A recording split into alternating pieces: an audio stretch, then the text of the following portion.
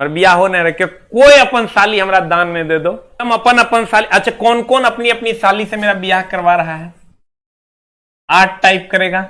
जो लोग नहीं चाहता है कि हम तेरे साली से बियाह करें, 9 टाइप करेगा। ये राजद जिंदाबाद, बीजेपी जिंदाबाद करेगा ना, ब्लॉक कर देंगे हम। ये सब राजनीति की बातें चला, तेरे लिए नहीं है। तेरे लिए तो पढ़ाई ही तेरी महबूबा है और नौकरी ही तेरा प्रधानमंत्री है। एक तेरा पा लेना है कि अब तेरे सपने पूरे होने के समय आ गए। चला, अब तू दूल्हा बनेगा, तेरी बारात निकलेगी। गुरुजी को जरूर बुलाना, हम जाएंगे तेरे बारात में। धंधा पानी छोड़ेंगे 1 आध साल के लिए। सबको नौकरी होगा तो 1 साल में तुम लोग मानेगा नहीं। 1 साल में सब ब्याह करिए लेगा तो गुरुजी को बारात में एकदम बुलाएगा। कौन कौन गुरुजी को बारात में बुला रहा है, जल्दी से 5 टाइप कर दो।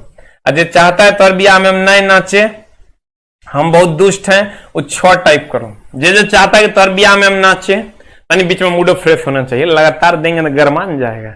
के चाहता है कि तोर ब्याह में हम नाचे, जल्दी से 5 टाइप करो। टाइप 5।